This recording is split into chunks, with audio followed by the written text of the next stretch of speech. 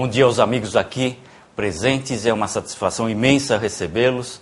Bom dia a todos que nos acompanham pelo sistema telepresencial. São exatamente 107 cidades, né? 107 cidades acompanhando, e eu mando o meu abraço a cada uma dessas cidades, a cada um desses participantes. Nesse curso que já é uma tradição, o curso de Prática Forense Previdenciária aqui pela AASP. Ele faz parte de uma trilogia, né? Nós fizemos um curso de férias, agora a Prática Forense Previdenciária na parte de benefícios. Também temos o de custeio, que já há algum tempo não ministramos, mas faz parte dessa perspectiva de prática forense. E também a via administrativa, que é um curso que a gente também tradicionalmente faz aqui perante a ASP, com todos vocês. Quanto ao site www.adilsonsanches.adb.br, se vocês que nos acompanham no sistema telepresencial desejarem encaminhar alguma dúvida, alguma questão, ou mesmo alguma sugestão, alguma crítica, podem utilizar esse endereço eletrônico. Quanto às questões, havendo possibilidade, eu responderei pontualmente. E também quero registrar que essas respostas só serão efetuadas nesta semana aqui. Vamos delimitar essa semana para que não tenha nenhum contratempo com questionamentos posteriores ao curso. Então, essa semana a gente vai estar atendendo na medida do possível os questionamentos, né? No dia de hoje nós vamos falar sobre contencioso judicial, competência, rito ordinário, decadência e prescrição, prévio requerimento administrativo, petição inicial, cálculo do valor atribuído à causa e um estudo de caso. Vamos fazer uma simulação rapidamente de uma peça processual, tendo por fundo um caso concreto, né? Um caso que eu preparei aqui para que a gente possa conversar a respeito. Eu, particularmente, acho que para a dinâmica do curso é interessante, que os presentes pudessem fazer perguntas durante a exposição.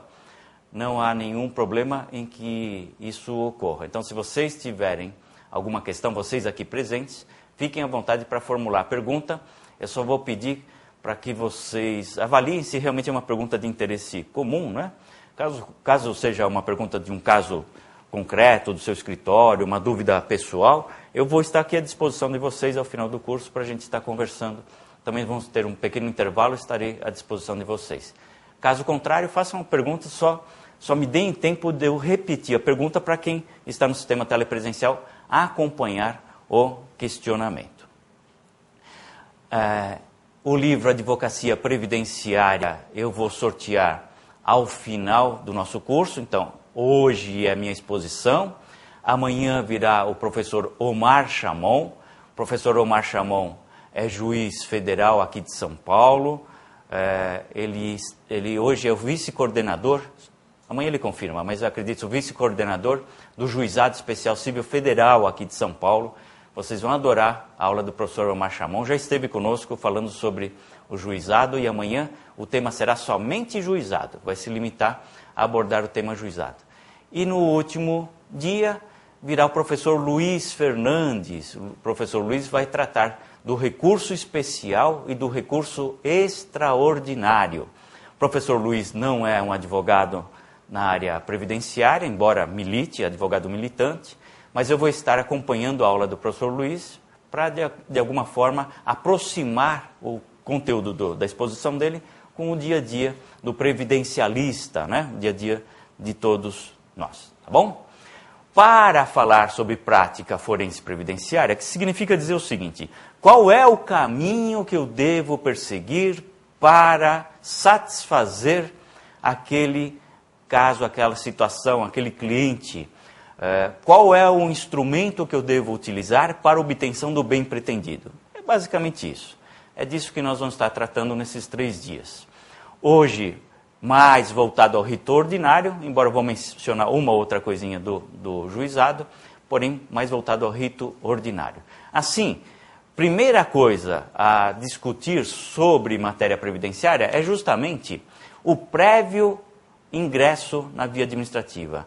Qual a necessidade de se ingressar inicialmente na via administrativa para somente depois mover ação judicial? Como está esse assunto? Bom, vamos lá. Primeira explicação. Existe um encontro dos magistrados federais que foi denominado de FONAGEF, o Fórum Nacional dos Juízes Federais, o FONAGEF. Nesse encontro, os juízes tomam seu cafezinho, comem seu pedaço de bolo, igual a nós advogados. Não tem nenhuma diferença, né? Talvez nós tenhamos mais privilégio, porque podemos no meio da tarde sair e comer um pedacinho de bolo lá no barzinho da esquina, no cafezinho do lado, enfim. E nesse encontro entre os magistrados, eles questionam coisas comuns nas suas respectivas varas. E daí se extrai uma conclusão. Ah, eu entendo que a sentença trabalhista deve servir como início de prova material. Eu também entendo. Ah, vamos fazer o seguinte, vamos consolidar esse entendimento e editar um enunciado a respeito. Assim, desse encontro saem enunciados FONAGEF, que não representam a jurisprudência reinante, nem têm essa pretensão, eles não representam a jurisprudência reinante, eles não são uma súmula, assim, não corresponde a um posicionamento oficial dos tribunais, contudo, eles influenciam os demais magistrados, porque, de alguma forma, todos passam, se não todos, mas há uma tendência dos demais magistrados seguirem os enunciados FONAGEF, já que é lugar comum para todos eles. Assim, os enunciados FONAGEF, embora não representem jurisprudência, eles, de alguma forma, têm essa utilidade, têm esse valor, que é justamente o de saber antecipadamente qual é o posicionamento dos magistrados acerca de um ou outro tema. São mais de 100 FONAGEFs, mais de 100 enunciados FONAGEFs, entre os quais o que nós vamos abordar, o de número 77. O enunciado FONAGEF de número 77 dispõe que o ajuizamento da ação de concessão de benefício da Seguridade Social reclama prévio requerimento administrativo.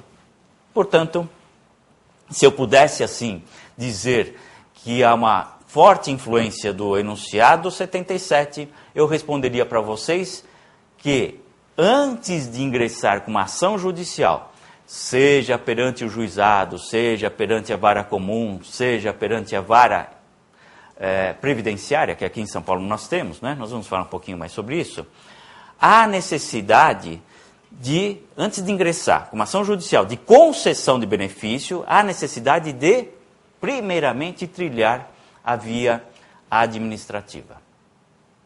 Isso se estabeleceu justamente com o enunciado 77, que assim dispõe. Vejam só, o enunciado se refere a exatamente benefícios da Seguridade Social. Por que benefícios da Seguridade? Vale lembrar, Seguridade é gênero, é sistema jurídico, do qual é espécie assistência à saúde, assistência social e previdência social. No campo da assistência social, nós encontramos um benefício conhecido por LOAS, não é? Na verdade, o benefício assistencial, LOAS é a sigla da Lei Orgânica de Assistência Social. Se eu devo percorrer primeiro a via administrativa de benefícios da Seguridade, significa dizer que também para o LOAS, na ótica do enunciado 77, eu inicialmente devo fazer a solicitação na via administrativa. Primeiro o requerimento administrativo para me autorizar, para me permitir posteriormente ao ingresso da ação judicial. Não posso, nos termos do enunciado 77, mover a ação judicial quando desejo um benefício, não tenho benefício, é ação de concessão, desejo o benefício, não posso ingressar diretamente. Contudo, duas observações. Já encontramos decisões em contrário. Num primeiro momento, todo mundo, eu diria, pelo que eu sinto, né, e a gente tem essa perspectiva porque dá muitos cursos levados para o Brasil inteiro, a gente sempre recebe um e-mail de um lugar, do outro tal, e as pessoas dizem, aqui na minha região eles exigem que ingresse antes, aqui não exige, depende do juiz, mudou o juiz, já mudou o entendimento, enfim. Mas, no primeiro momento, quando da edição do enunciado, que não faz muito tempo, na verdade, talvez 4 anos, né?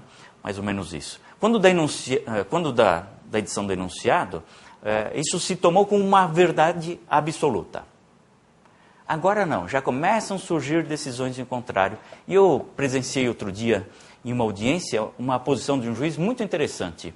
Muito interessante. O INSS levantou em preliminar essa questão e o juiz questionou, mas o senhor está contestando o mérito também? Ah, estou contestando o mérito. Mas se está contestando o mérito, não há necessidade de percorrer a via administrativa, porque se estabeleceu o contraditório. Que no fim é isso, né? O que o magistrado busca? O que é a lide? A lide é representada por uma pretensão e uma resistência a essa pretensão. Um bem resistido. Se você, INSS, réu, está resistindo àquele bem judicialmente, já está estabelecido o contraditório. Não há necessidade de percorrer a via administrativa. Interessante, né? Interessante fazer essa observação, mas não sei se isso tem ocorrido no Brasil inteiro ou se é muito comum. Eu presenciei isso e fiquei realmente interessado no assunto. De qualquer forma, pessoal, eu particularmente, se vocês me perguntaram, professor Adilson, como o senhor faz? Eu particularmente busco primeiro a via administrativa e depois vou para a via judicial, porque também é desagradável, também já presenciei isso em uma audiência, o juiz colocar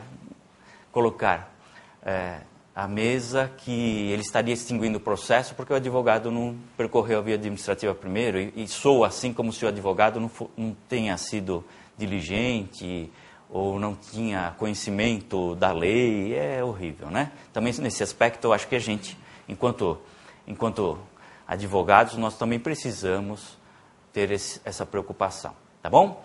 Segundo aspecto que eu queria frisar, esse tema está no Supremo Tribunal Federal a ser decidido. Já foi reconhecida a sua repercussão geral e acredito que esse ano ainda nós tenhamos um posicionamento do Supremo nesse aspecto. E eu diria que o posicionamento do Supremo deve ser... Vou arriscar, hein? Posso queimar a língua, né? Porque do Supremo a gente não sabe exatamente o que vem, né? A tese do teto que se esperava julgar improcedente, julgou procedente, né? A tese da pensão por morte, que todo mundo tinha uma expectativa imensa que seria procedente, a jurisprudência, uma verdadeira lavada, né? Julgou improcedente. Mas, enfim, eu penso que o Supremo vai considerar sobre a desnecessidade, vai definir quanto à desnecessidade de percorrer a concessão na via administrativa. Pois não. Por que fazê-lo e por que não fazê-lo, o requerimento administrativo? Vamos lá, na prática, por que eu ingressaria com o requerimento administrativo ou não, é a questão proposta aqui pela nossa colega. Tem razões que não estão alinhadas com a necessidade prática. Eu diria o seguinte, e é o que a gente ouve dos juízes, e amanhã vai estar um juiz com vocês podem até questioná-lo também, né, para ter um parecer pessoal dele. Eu diria para vocês o seguinte, para o juiz, eles entendem que é um exercício de administração. Eles não devem fazer parte desse exercício de administração. Tem os requisitos ou não tem os requisitos para se aposentar? Tem os requisitos ou não tem os requisitos da pensão por morte? Eu noto assim um certo incômodo dos juízes em fazer esse papel. Checar se realmente tem a carência, cadê o carnezinho? Trouxe o carnezinho aí? Não é? Se passar pelo crivo da via administrativa, só vai para o judicial o que de fato causou problema entre aspas, o que de fato trouxe controvérsia.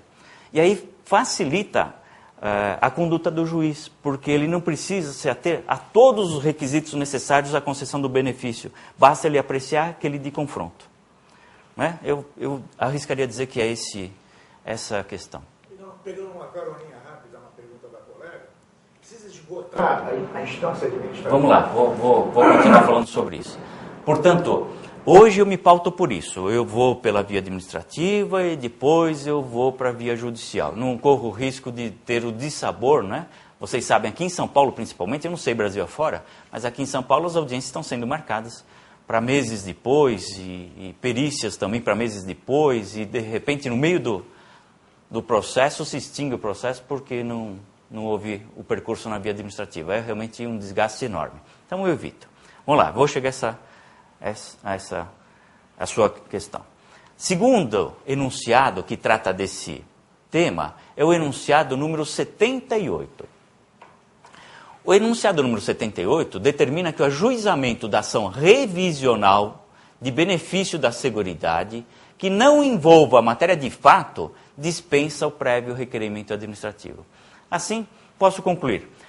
Quando eu busco o benefício, ação de concessão de benefício, eu não tenho, busco o benefício, eu devo percorrer a via administrativa. Quando eu já tenho o benefício, mas eu quero fazer uma revisão, quero proporcionar um outro valor a esse benefício, portanto, uma ação de revisão, eu não necessito percorrer a via administrativa, exceto se a questão que vai levar à revisão do benefício é uma questão fática. Questão de direito. Questão fática, vamos lá. Questão fática. Trabalhou ou não trabalhou na área rural? Questão de fato. Precisa provar se trabalhou ou não trabalhou. Se de fato ele esteve prestando serviços no âmbito rural. Questão de direito. Ter trabalhado na área rural dispensa o recolhimento das contribuições para fins de carência? Questão de direito. Se eu desejo fazer a revisão por uma questão de direito, eu já posso ingressar com a ação judicial. São, basicamente, eu diria para vocês, as teses clássicas de revisão. Todas elas dispensam o ingresso na via administrativa. Revisão do RT no ATN, IRSM, agora a revisão do teto, especialmente do teto, e assim por diante. Né? Por quê? Porque só com a carta de concessão, vocês já determinam se ele tem ou não tem direito àquela revisão. Só com a carta de concessão. Também, da mesma forma, no caso de aposentadoria especial, ou, melhor dizendo, no caso de se aproveitar tempo de atividade especial, é uma questão de direito. Eu posso aproveitar esse tempo ou não posso para aposentadoria comum? Uso a tabela 1.40 ou 1.20 para aposentadoria comum? São questões de direito, não preciso percorrer a via administrativa. Né? E assim nós definimos essa questão, tá bom? Contudo, uma coisa é a prévia necessidade de ingresso na via administrativa. Outra é a necessidade de esgotar, de exaurir a via administrativa. Não há necessidade de exaurimento da via administrativa. Não há necessidade. Ingressei na via administrativa, é suficiente para que eu já mova a ação judicial. Mas mesmo sem ter um pronunciamento, e aí vem outra questão discutível. Bom, então fica claro, não há necessidade de exaurir, de esgotar a via administrativa. Mas eu ingressei, e o meu processo administrativo está dormindo lá. Né? Não que ele durma, porque ele não tem muito sono, né? Mas vocês entenderam o que eu quis dizer, né? Ele está lá sendo tratado com muito carinho, pronto. Tanto carinho que ele não quer sair mais de lá. Né? E fica lá tá, um tempo, 30 dias, 60 dias, tem casos de 10 anos. Né? Hoje já não encontramos tanta demora assim, mas encontramos uma certa demora em casos isolados. Bom, sendo assim, o que fazer? Aí, o que nos permite definir essa situação é o enunciado número 79. A comprovação de denúncia da negativa de protocolo de pedido de concessão de benefício, feita perante a ouvidoria, supre a exigência de comprovação de prévio requerimento administrativo nas ações de benefícios da Seguridade Social. Olha só que interessante. Se o meu processo está dormindo lá e não tem uma solução, não tem um encaminhamento, o que eu devo fazer? Deve-se ingressar com uma reclamação, vou chamar de reclamação, ou com um registro perante a ouvidoria do INSS, e isso lhe dispensa de aguardar uma solução na via administrativa, já lhe autoriza, já remete à via judicial. Antigamente a gente notificava o INSS, né? Já não há mais necessidade de fazer isso. Como eu faço esse encaminhamento à ouvidoria? Pelo site da Previdência Social, ou mesmo pelo número 135, que também recebe esse tipo de reclamação. O site da Previdência Social, todos sabem, né? Mas não é demais lembrar. www.previdenciasocial.gov.br. Ele também se dirige com MPAS, né? Também é uma possibilidade. Tá bom? De modo que não há necessidade de esgotar a via administrativa. Está dormindo lá o processo? Já mova a ação judicial. Sem antes fazer essa reclamação na ouvidoria, sempre é interessante. Como o magistrado vai saber que eu ingressei com esse pedido na ouvidoria? Você tem um número, né? Um número de controle da sua reclamação. Quanto tempo esperar? Se considerarmos que, por lei, o INSS deve deferir ou indeferir um benefício em 45 dias, esse é o prazo que vocês têm que esperar, 45 dias. Quer esperar 60, 70, não tem problema nenhum. Mas ao menos os 45 dias eu diria para vocês, né? Para ter uma solução definitiva sobre isso. Bom, acho que está claro, né? Primeira situação. A primeira situação, na verdade, é atender o cliente. Né? Primeira situação é atender o cliente. O cliente aparece no seu escritório e fala assim: doutor, meu INPS está tão baixinho, o que o senhor pode fazer? Né? Ou então ele fala: doutor, meu vizinho teve a revisão da aposentadoria dele. Se o meu vizinho teve, eu também tenho, né? Também tenho direito. Ora, o vizinho teve, né? Eu também tenho direito.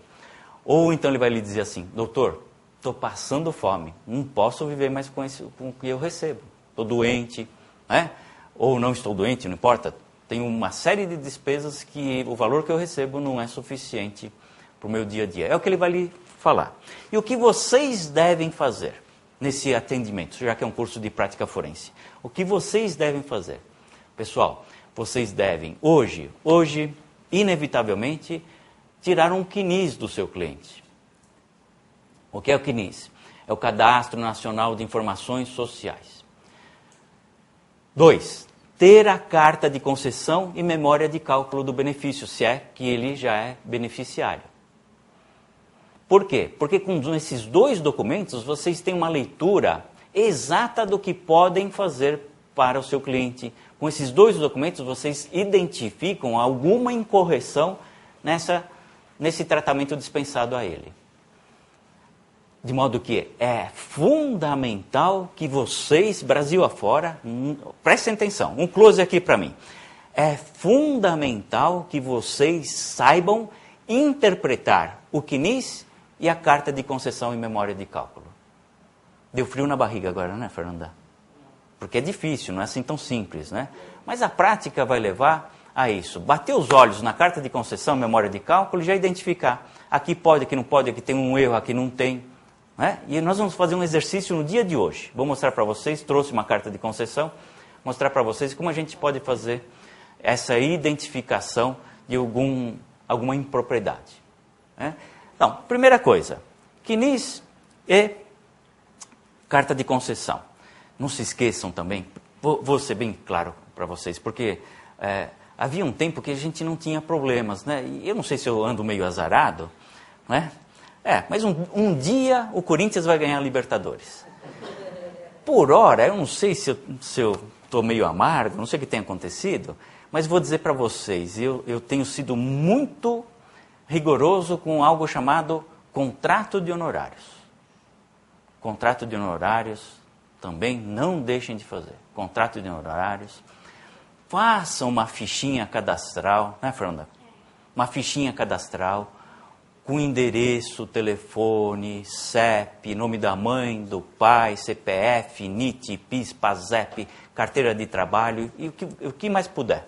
Qual o time que torce, porque você já sabe, se for daquele lá, que eu nem vou mencionar o nome, isso, já passa para um colega, né? Bobagem de pegar, porque só vai ter dor de cabeça. Né? Façam isso. Ah, mas por que o senhor quer meu endereço? Porque eu preciso para ingressar com a ação. Ou se vocês podem gentilmente dizer, porque nós costumamos encaminhar cartões de fim de ano, dentro de boas festas. Pronto, acabou. Eles se convêm. Ele vai achar muito simpático, inclusive. Né? Façam isso, tá bom?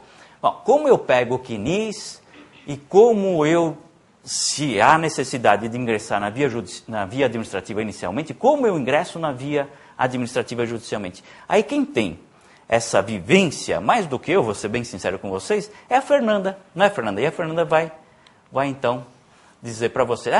Deixa eu só ler essa decisão aqui, pessoal. Esqueci dela. Trouxe uma decisão para vocês acompanharem, que é do Tribunal Regional Federal da 4ª Região e foi publicada no boletim da ASP. As pessoas me perguntam, Adilson, qual é o meio mais fácil de identificar uma jurisprudência ou algo atualizado? A ASP, a pesquisa de jurisprudência da ASP é maravilhosa, sensacional. Eu uso muito. Não é, doutora? Tá. Porque vão pensar que eu estou falando aqui só porque eu estou na ASP, mas não, realmente ela é muito boa. Então vocês não se preocupam, a pesquisa jurisprudencial da ASP vocês vão conseguir boas decisões. Essa é uma extraída do boletim. Vamos ver. Ainda que o pedido do impetrante não estivesse munido dos documentos necessários à eventual concessão do benefício, é vedado à administração pública deixar de apreciar qualquer petição que lhe seja endereçada, quanto mais recusar-se a protocolar o pedido alegando insuficiência de documentos. Olha só que coisa interessantíssima. Isso está acontecendo agora, em algum ponto dessas 107 cidades que nos acompanham. O indivíduo vai lá com a sua carteira de trabalho, o atendente vai verificar a existência de contribuições previdenciárias por meio do CNIS, vai verificar que não há contribuições ou que há parte de contribuições, vai dizer para o indivíduo, não, o senhor não pode requerer o benefício, o senhor não tem direito porque não tem contribuição aqui. Mas é a minha carteira, a sua carteira não é válida para isso. Tenho certeza que isso está ocorrendo nesse momento em algum ponto do país. Ora, não pode, tem que primeiro protocolar e tem que indeferir, tornando público o motivo do indeferimento. Também está acontecendo, pessoal, nesse exato instante, o seguinte, alguém está recebendo uma carta do INSS dizendo que vai glosar, vai cortar 10%, 20% lá do valor do benefício e não diz o motivo, qual é a razão. Isso está acontecendo nesse exato instante em algum ponto do país. Ora, princípio da publicidade, né? As decisões têm que ser públicas, a via administrativa também. Princípio do contraditório, ampla defesa, e assim por diante. Nesses casos, mandado de segurança, como é o caso da ementa aqui que vocês acompanharam. É um mandado de segurança. Né? Vamos lá. Então, Fernanda, explica para nós como a gente percorre a via administrativa. Bom, primeiramente, o solicitante deve fazer o agendamento eletrônico. Hoje já não é mais muito utilizado. Se você chega na agência, você retira a sua senha, aguarda ser chamado, e aí você solicita o CNIS da pessoa. Tá? Você pode também fazer o agendamento pelo telefone 135. E para você fazer a retirada do CNIS, você precisa da cópia do CPF, cópia do RG, autenticados. Ou levar a original, eles autenticam na hora. E aí é só solicitar que eles já, na hora, precisa a procuração também. Procuração assinada pelo cliente. E na hora eles já entregam o CNIS e a carta de concessão também. Essa memória de cálculo também? Olha, memória de cálculo eu não sei. Eu sempre retiro o CNIS ou carta de concessão. Não há necessidade da memória do cálculo. Bom, vamos verificar aqui. É página da internet. Isso. Primeira página. Vamos lá, Fernanda. O site ele já foi atualizado, já não está mais assim. Você vai entrar na parte do segurado, que é pelo meio do site, e vai solicitar, vai clicar em agendamento eletrônico. Você precisa ter em mãos os documentos do cliente, o PIS, CPF, RG, data de nascimento, e você vai fazer o agendamento eletrônico. Agora, eles não fornecem mais uma senha, mas você vai ter o seu horário marcado. Geralmente não é respeitado, mas né, é bom fazer o agendamento antes. Tudo no site. Tudo no site. Você vai for entrar, o caso. Isso. agendar, digitar a senha, Aí vai escolher. escolher o tipo de benefício. Tudo no site. Tudo pelo site, é muito simples, é autoexplicativo. E por fim, Os dados do cliente. os dados do cliente. Por meio do site, obrigado, Fernanda. Por meio do site, também, pessoal, é importante usar o site. Ele é maravilhoso.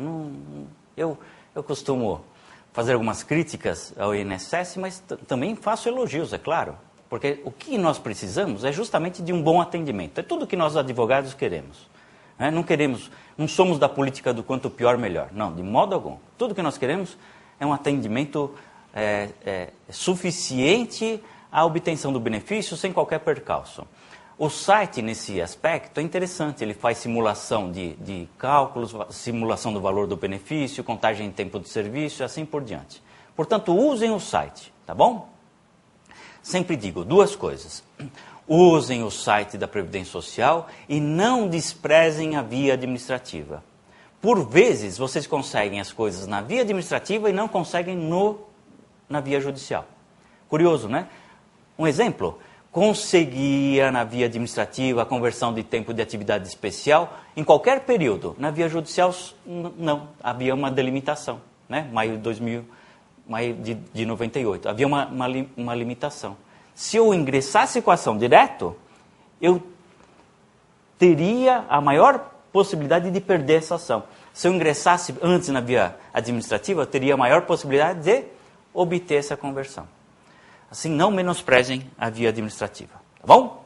Vamos lá? Alguma dúvida mais? Não? Vamos lá. Documentos solicitados pela Previdência Social, só para concluir, nem sempre o site traz quais são os documentos necessários para um ou outro benefício, para requerimento. Mas nem sempre, eu diria para vocês, olha, 99% das vezes, esses documentos são suficientes, viu? Vai chegar lá na agência, eles vão pedir alguma outra coisa, algum outro documento. Cada agência tem um procedimento que não é padronizado, depende do atendente, inclusive, né? Se o indivíduo algum dia for empresário, possivelmente ele vai solicitar contrato social, aí você vai dizer, não, mas não tem nenhuma relação com o benefício que ele deseja, mas é muito provável que eles venham a exigir a apresentação de contrato social, carnês de contribuição como empresário e assim por diante.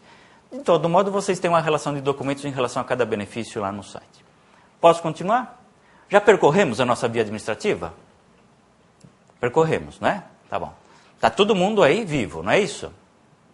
São e salvo. Tá bom? Até porque hoje, percorrer a via administrativa é muito mais simples do que no passado, né? Vocês sabem disso. É muito mais simples. Realmente não reclamem, porque hoje é uma situação muito mais cômoda do que foi no passado. Se bem que no passado tinha algumas facilidades que hoje a gente não tem, né? Por exemplo, dava para alugar banquinho, né? Para ficar na fila, né? Hoje já não encontramos isso, mas de qualquer forma, temos boas cadeiras lá nas agências. Bom, sendo assim, eu, querendo abordar um caso concreto, trouxe para vocês uma notícia de jornal, que possivelmente vocês não vão conseguir ler, né? E eu sei disso, você viu que maldade eu fiz com vocês? Né? Eu sei disso, então eu fiz um apanhado, fiz um resumo depois. Mas eu quero fazer a leitura dessa notícia. É uma notícia publicada no Estado de São Paulo, jornal O Estado de São Paulo, em 4 de setembro de 2009, na página C2. É uma coluna de reclamações, não é? Os leitores fazem suas críticas em relação a órgãos públicos ou não, enfim. E encontramos com essa daqui. Eu vou ler rapidamente. Meu ex-marido entrou com pedido de aposentadoria por invalidez no INSS, que pela segunda vez foi recusado. Ele é portador da doença de Parkinson há 12 anos. Quando fez a solicitação pela primeira vez, o médico perito pediu para que ele realizasse um exame para provar que sofria da doença. Um absurdo, diz ela, pois não existe um exame específico que confirme o diagnóstico. No caso dele, vejam só, não procurem incoerência, é apenas uma reclamação, né? Talvez até um desabafo. No caso dele, o diagnóstico foi feito por um renomado médico. Primeiro ela diz que não possuiria, depois fala que tem um diagnóstico. Ótimo, vamos lá, vamos percorrer. É o que o cliente vai trazer para nós. No caso dele, o diagnóstico foi feito por um renomado médico. Após o primeiro indeferimento, ele entrou com um pedido de reconsideração de decisão. Nossa, o que é isso? Vamos ver. Que foi indeferido novamente no dia tal, dizendo que o motivo era inexistência de incapacidade laborativa. O resto é bom não ler.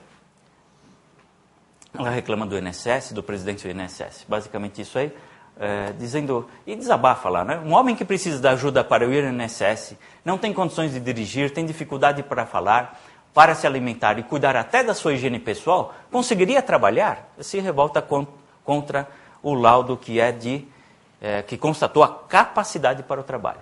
Assim nós temos o seguinte resumo.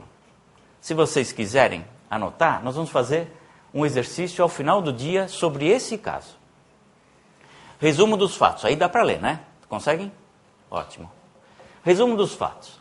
Ele tem mal de Parkinson há 12 anos. O que é o mal de Parkinson? Um esforço da minha parte de trazer uma explicação. Evidentemente eu não tenho conhecimento suficiente para definir. Por isso que, nos casos de incapacidade, o laudo médico é fundamental para a nossa atuação como advogados, não é? Não dá para a gente identificar isso, aquilo, X, Y, qual a dificuldade, o que tem relacionado, se tem nexo de causalidade, tudo com laudo médico. Mal de Parkinson significa que os neurônios morrem ou perdem a capacidade de atuar no movimento e controle do corpo, causando tremores, rigidez muscular, dificuldade de caminhar, equilibrar e engolir. Apesar desse panorama, pelo que registrou-se na notícia, essa pessoa foi considerada capacitada para o trabalho. Bom, precisamos saber outras coisas, algumas informações pontuais. Imaginem só, se ele fosse motorista de ônibus, será que ainda assim estaria capacitado para o trabalho com esse quadro? Mas nós não sabemos qual a profissão dele, de qualquer forma. Bom, foi indeferido o requerimento de auxílio-doença em 15 de maio de 2009. E depois de aposentadoria por invalidez, a notícia é meio contraditória, né? Mas não importa, é o resumo. E depois da aposentadoria por invalidez, em 4 de setembro de 2009. Porque se constatou a inexistência de incapacidade, considerou-se que ele estava apto, né? Essa pessoa está sem trabalhar há mais de 3 anos. Deu frio na barriga ou não? Vocês entendem o que significa estar sem trabalhar há mais de 3 anos? Significa que ele perdeu a condição de segurado. Ele não é mais segurado da Previdência Social. Consequentemente, não há mais relação jurídica, não há direitos e obrigações, não há exigibilidade de direitos. Vamos ver. E aqui eu acrescentei por conta própria. Receberia, eu acrescentei por conta própria, porque a notícia não traz essa informação, receberia o valor do benefício de um salário mínimo. O benefício dele seria um salário mínimo, só para ilustrar. Todo mundo anotou? Estão acompanhando? Então eu peço para vocês, assim, mentalmente, para eu dar continuidade e depois no final do dia nós vamos voltar a esse caso. Mentalmente pense o seguinte, que ação vocês vão mover? Primeiro vão percorrer a via administrativa? Quais são os documentos que vocês vão reunir para percorrer a via administrativa? Posteriormente, vale, já teve um indeferimento lá, vamos imaginar que isso vai se manter. Vale recorrer administrativamente? Já ingresso com a ação judicial? Qual a espécie de ação judicial que eu vou ingressar? Endereço a quem essa ação judicial? Para quem eu vou distribuir essa ação? Qual é o valor que eu vou atribuir à causa? Qual vai ser o meu pedido? Você anotou tudo isso? Depois eu não vou lembrar disso. É tanta coisa. Certo? Esse é o nosso desafio. Se isso é um desafio, a minha missão aqui é mostrar para vocês que a atuação na advocacia previdenciária é tão simples quanto qualquer outra matéria. Embora a gente ouça, nossa, o que eu ouço, professor, isso aqui é um monstro. Nossa, como isso é complexo. Não é? Mas não, é igual andar de bicicleta. Vai cair algumas vezes, depois não cai mais. Não é? Só espero que vocês não tenham ralado toda a perna até lá, né? Mas não tem problema nenhum. Tá bom? Acho que todos já anotaram, a gente pode dar continuidade. Depois nós voltamos a esse caso concreto. Vamos lá? Vamos lá, então. Bom, vamos falar um pouquinho da ação. A ação, e eu não sou processualista, eu sempre falo isso, mas eu acho que eu já sou processualista, de tanto estudar, com receio de me fazer alguma pergunta que eu possa ter alguma situação, uma situação desavisada, aí acho que acabei virando processualista. Vamos lá. Mas eu tenho um grande amigo, tenho mais de um amigo na área processual, professor de direito processual, que eu tenho essa facilidade de sempre me socorrer. Vamos lá. A ação pode ser condenatória, declaratória, constitutiva, executória, cautelar ou mandamental. Lição mestra. Toda ação é declaratória. Toda ação, de alguma forma, ela vem a exprimir a existência de uma relação jurídica. Toda ação ela tem essa capacidade. Geralmente, na área previdenciária, nós vamos encontrar dois tipos, basicamente dois tipos. Vejam só, por que só tenho dois enunciados FONAGEF, um falando de revisão e outro de concessão? Porque basicamente o nosso dia a dia será uma ação de concessão ou uma ação de revisão. Há outras, não é? Você pode até dar nomes diferentes, mas verdadeiramente a ação não precisa ter nome. Mas você poderia, por exemplo, mover uma ação de averbação do tempo de serviço. É uma ação declaratória. Dê um outro nome, talvez um nome mais elegante, mais chique. Aí cada um tem seu estilo, vai saber o que faz. Mas basicamente nós vamos trabalhar com uma ação de concessão de benefício. O que é uma ação de concessão? A ação de concessão de benefício. Você aparece aqui, Fernando, aqui é o que a gente vai voltar no final. Ação de concessão de benefício é aquela em que o seu cliente, em que o segurado, não tem o benefício. Então ele busca o benefício. Por isso o nome de concessão de benefício. A outra é a ação de revisão do benefício. E basicamente a gente esgota o tema aqui. A ação de revisão impõe justamente a necessidade de alterar o valor do benefício. Eu já tenho o benefício, mas busco um outro valor por inúmeras circunstâncias. O INSS errou. Pessoal, o INSS erra. Não é? Agora mesmo distribuiu não sei quantas mil cartinhas aí, dizendo que errou no cálculo, está querendo restituir, está querendo descontar do valor dos benefícios, e pelo que eu acompanhei, numa ação civil pública, eu acho que no sul do país, o pessoal do sul, de Porto Alegre, um forte abraço, me digam se foi daí, porque Porto Alegre é precursor, né? Porto Alegre é curioso, ele sempre está à frente. Acredito que tenha sido aí uma ação civil pública impedindo esse desconto, que atinge muita gente, né? Bom, ação de revisão. Eu pretendo revisar porque houve erro do INSS, porque eu esqueci de contar um tempo de serviço X, porque só agora eu achei aquela minha carteira de trabalho de 1900 e não sei quanto, porque eu tinha trabalhado em atividade especial, não sabia que isso podia ajudar no cálculo do benefício, porque a empresa me pagava por fora, eu movi uma ação trabalhista, ficou comprovado que eu recebia mais do que efetivamente constava no meu CNIS, ou na minha carteira, ou nos meus olerites, enfim, um sem número de situações eu vou revisionar o benefício. Eu destacaria também a ação acidentária, que na verdade pode ser de concessão ou revisão, né? Não se enquadra no mesmo plano. Mas eu destaco porque eu tenho encontrado muito dos meus alunos uma confusão. Que ação é essa, professor? Professor, ação acidentária, depois da emenda 45, é na Justiça do Trabalho. Não, não é isso. Ação acidentária é aquela cujo bem é um benefício decorrente de acidente do trabalho, cuja competência é diferenciada por força do texto constitucional. Nós vamos ver daqui a pouquinho. Assim, eu movo uma ação acidentária se desejar um benefício decorrente de acidente do trabalho.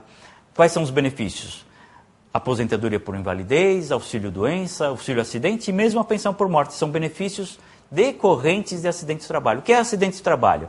Aquele que tem origem em causa traumática, né? que os autores chamam de acidente tipo ou acidente típico, como preferirem, causa traumática. Eu costumo dizer que é aquele em que não paira dúvidas. O cara estava durante o expediente, em cima de uma escada, buscando encontrar algum objeto, caiu da escada, arrebentou a cabeça no chão e ficou aquela poça de sangue. Não há nenhuma dúvida que isso é um acidente do trabalho. Tá certo? Esse é o acidente de origem traumática. Também encontramos com acidente do trabalho aquele de doença profissional ou do trabalho. Nós podíamos até fazer um curso aqui, um evento que nós nunca fizemos sobre acidente de trabalho, quem sabe? Né? Origem, portanto, no trabalho, no ambiente de trabalho ou no exercício da atividade. Ou seja, desde que aquele mal tenha nexo de causalidade com o trabalho. E também se admite com acidente de trabalho aquele que ocorre em itinere, no deslocamento de casa para o trabalho e do trabalho para casa. Nessas circunstâncias, eu vou mover uma ação que pretenda um benefício que foi eventualmente negado ou foi concedido, porém com erro. Eu quero revisar o valor do benefício. Eu vou mover uma ação acidentária. e será perante a justiça estadual, como nós vamos estudar agora. Contra o empregador, o bem que se busca é um direito trabalhista, ou estabilidade no emprego, ou reparação por danos, ou continuidade dos depósitos do fundo de garantia, seja lá o que for. Aí o bem é trabalhista, aí será uma ação contra o empregador perante a justiça do trabalho. Mas se eu busco um benefício, é uma ação acidentária perante a justiça estadual. E na acidentária, pessoal, tanto revisão quanto concessão. Também pode ser comum a ação declaratória, né? Declarar que trabalhou, eu não vou me aposentar agora, mas eu já vou me antecipar a contar esse tempo que eu sei que o INSS não vai aceitar. Então, uma ação declaratória, para declarar tempo de serviço, declarar dependência econômica, declarar união estável, por exemplo. Né? São exemplos de ação declaratória. O mandado de segurança é a nossa espada, né? É o que realmente nos socorre no dia a dia, ação mandamental. Não vou precisar ser tão detalhista. Contra ato de autoridade coatora. A autoridade coatora não é o presidente da República, não é o ministro de Estado, não é o gerente regional. A autoridade coatora é o chefe de atendimento da Agência de Previdência Social, invariavelmente. Né? E contra direito líquido e certo. E, por fim, a justificação judicial, que também não é muito utilizada. Aliás, até se confunde um pouco com a declaratória, a diferença é que não tem contraditório, e entre optar pela justificação judicial e a administrativa, vocês devem optar pela justificação administrativa. Para que eu uso a justificação administrativa? Para contar tempo de serviço, para declarar dependência econômica, para definir tempo de atividade especial e sua conversão e tudo mais. Bom, aí vocês usam a administrativa, é muito mais simples, informal e rápida. E vão fazer perante a Agência de Previdência Social. Vamos lá. Continuando. Competência. Bom, já defini o tipo de ação que eu vou mover. Vou mover, não tenho benefício, vou mover uma ação de concessão. Vou mover perante quem? Qual é o órgão competente para apreciar essa lide? Será sempre a Justiça Federal. Artigo 109, inciso 1. Assim, pessoal, todos que me observam, pensem. Regra geral, Justiça Federal. Por quê? Porque nos termos do dispositivo apontado, toda ação que tenha como parte a União ou entidade autárquica federal terá trâmite na Justiça Federal. O INSS é uma autarquia previdenciária, é uma autarquia federal. Assim como regra, eu vou mover essa ação perante a Justiça Federal. Tá bom? Tá claro isso, né? Como regra. Pessoal, não errem o nome do instituto, hein? Exceções: acidente do trabalho e liquidação de sentença trabalhista em que se postulam contribuições previdenciárias. Então, são as exceções. Há um favor processual. O legislador constituinte ele permitiu que o jurisdicionado não vá pela Justiça Federal. Quando? Quando a comarca não for de vara federal. Vocês, Brasil aí fora, são 107 cidades, tenho certeza que nós vamos nos deparar com alguma cidade que não seja comarca de vara federal. Aí o que eu faço? Não movo ação? Não, aí vocês podem mover ação na Justiça Estadual. É um favor processual previsto no artigo 109, parágrafo 3º da Constituição da República. Eventual conflito de competência, Tribunal Regional Federal vai dirimir. Está aqui tudo bem? Vamos lá. Prestações acidentárias. No caso de ação acidentária, a competência será da Justiça Estadual. Sempre, pessoal. Sempre. Justiça Estadual. Súmula 15 do STJ, artigo 109, inciso 1 da Constituição. No caso de acidente de trabalho ou doença ocupacional, seja na concessão de benefício, seja o benefício de auxílio-acidente, seja auxílio-doença, até mesmo a pensão por morte. Quero revisar a pensão por morte que eu estou recebendo. Qual a origem dessa pensão por morte? A origem, meu marido morreu trabalhando lá, né?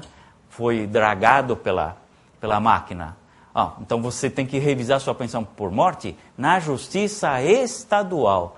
Mas a pensão não tem nada a ver com acidente de trabalho. Não, ela teve origem num acidente do trabalho, então é a justiça estadual.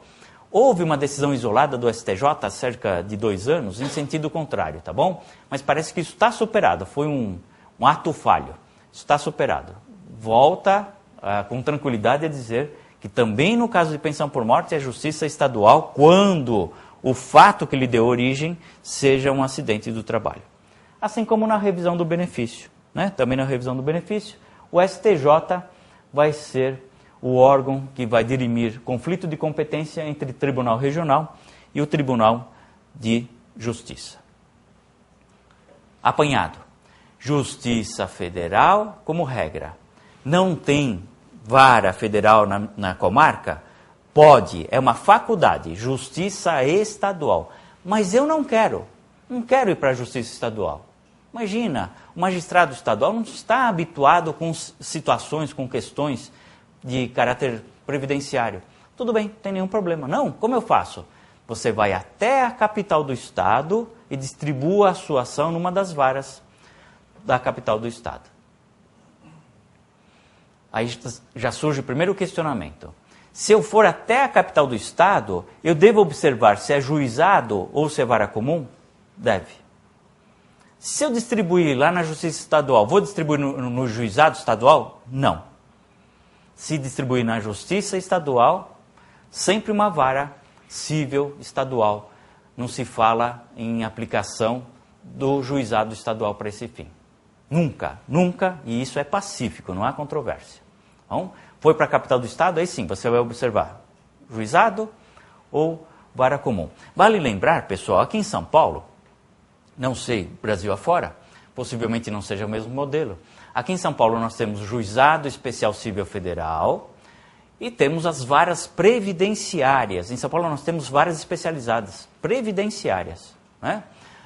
De modo que rito sumaríssimo, vara do juizado, rito ordinário, vara previdenciária. Mas nem sempre vocês vão ter varas previdenciárias. Qual é a vara? A vara cível.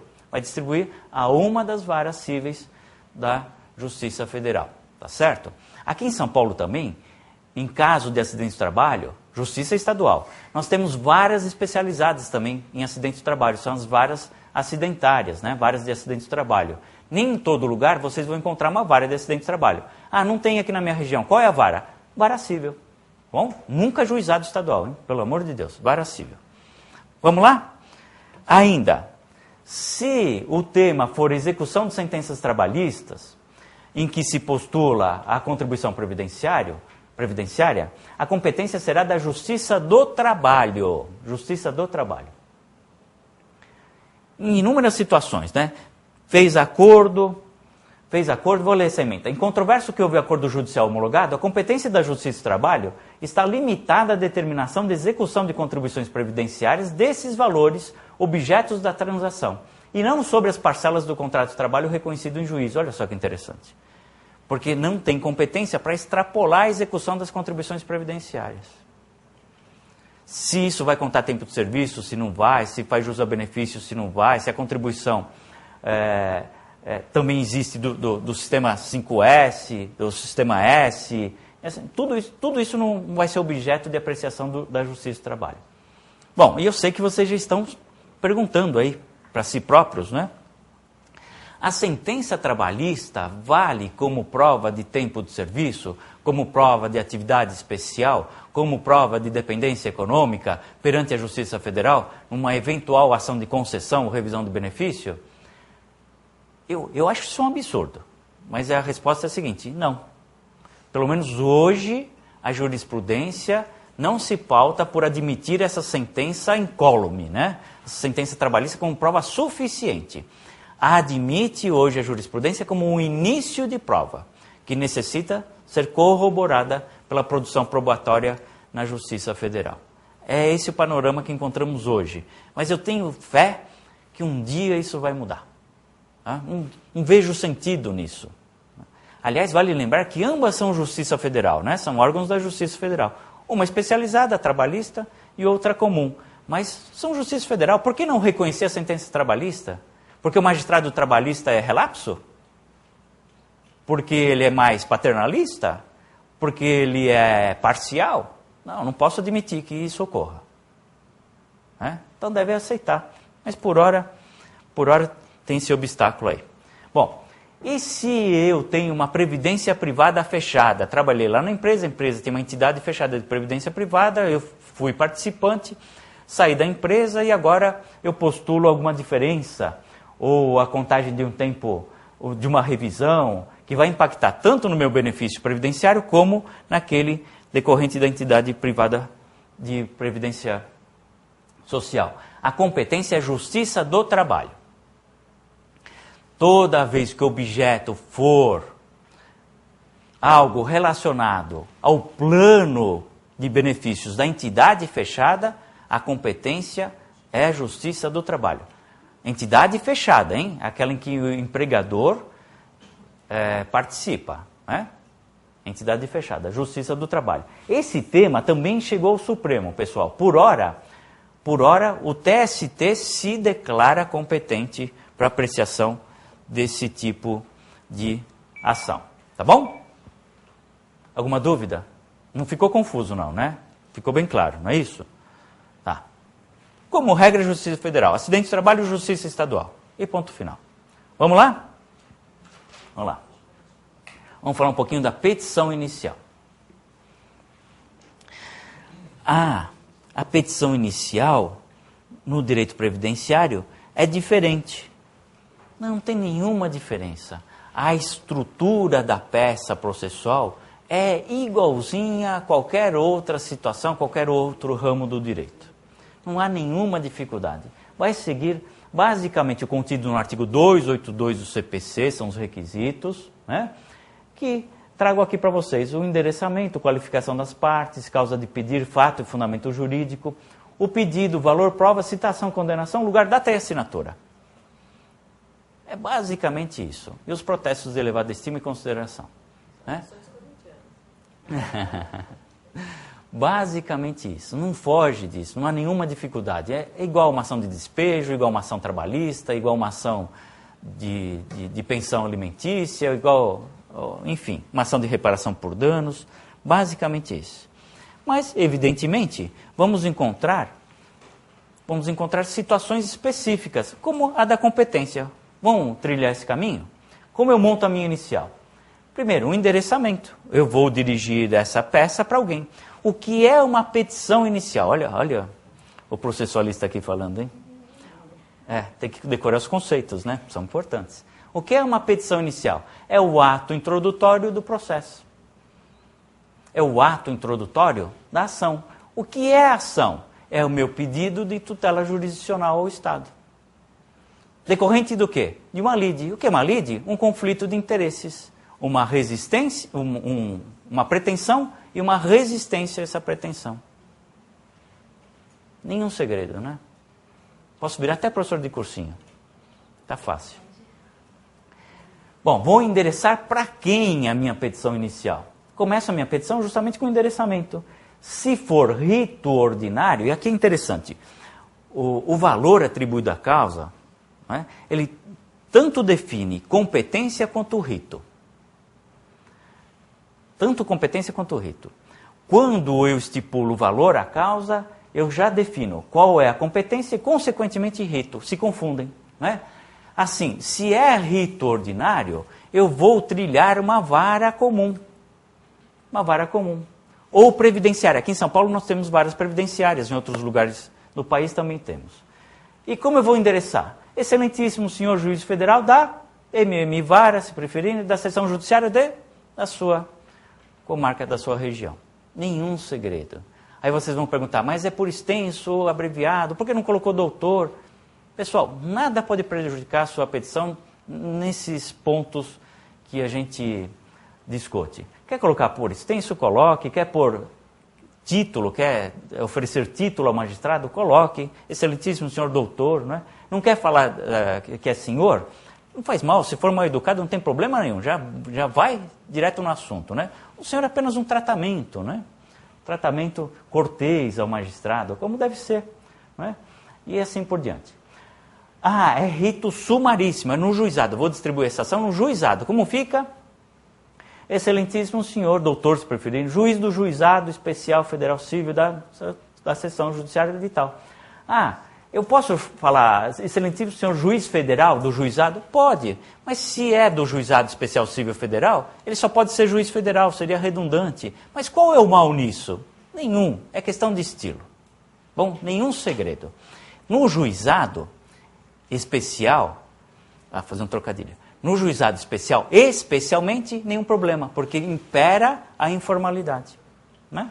Impera a informalidade. Não pode magistrado ser tecnicista ao ponto de indeferir uma peça nesses termos. Vamos lá, tem mais um. Tem o acidentário. Tem o acidentário. E se for uma ação acidentária? Se for uma ação acidentária, excelentíssimo senhor juiz da AMM, se preferirem, né, meritíssima, vara cível.